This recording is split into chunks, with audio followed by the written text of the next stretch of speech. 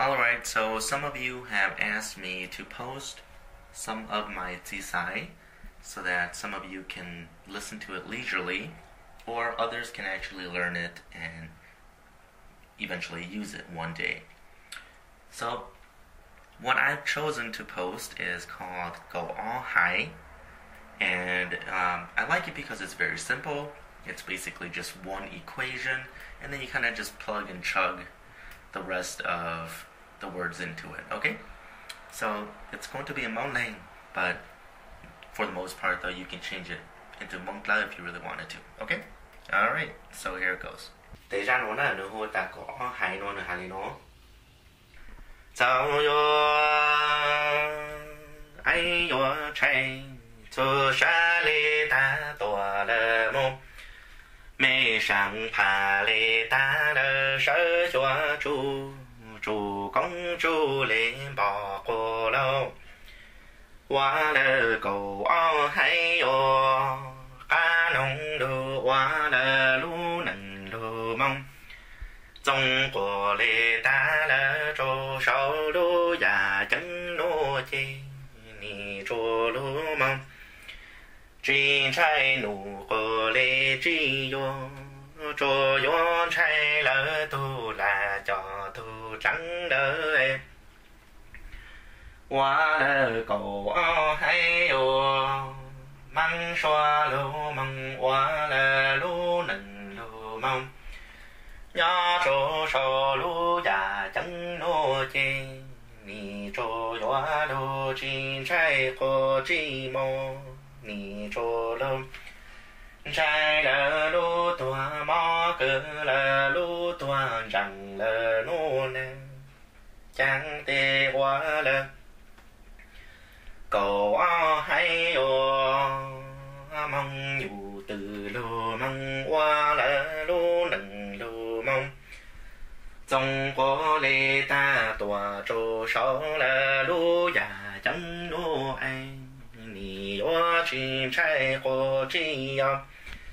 Nì trô yo trai lơ lùa cha trong cha cơ trong tàu nì chẳng em. Nì hoa lơ cầu o hay o.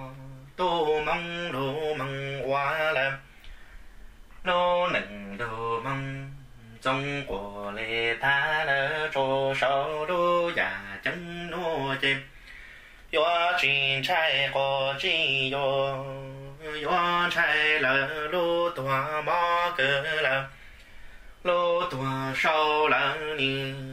Trong bò cô lâu chẳng em. Hoa lơ cầu o hay o. Trong đông lô mong hoa lô nâng lô mong. Trong tổ của lê ta cho sâu lô già chân lô chê. Nì hoa chim trai cô chi em. Nì hoa lô mong. Trai chẳng chi chê loa loa cơ loa. Đô lơ nì chẳng ê hoa cầu o hay yo. Công đông đô mong. Hoa lô nâng trong có lê ta tòa trô sâu. Lô già chân lô chê. Nì hoa chim trai cô chi yo. Yo trai lơ. Hoa lô già cơ lô trô lơ nì trong bò cô lâu chẳng em. Hoa lơ cầu o hay o. Lâu gì rằng trở chê hoa lô nâng lô mong. Trong của lê ta tòa trô sâu lơ lô già chân lô em. Nì hoa chim trai cô chi em.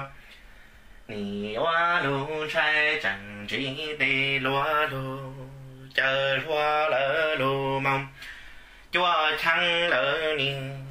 Hoa lơ cầu o hay o. Bò tê lại chê. Nì hoa lơ lô nâng lô mong. Trong của lê ta trô sâu lô già chân lô lao. Nì hoa chim trai cô chi em. 你我都拆整只给罗路抓抓木了路抓等落地哟，没生怕嘞的，杀抓住主公主连保护老。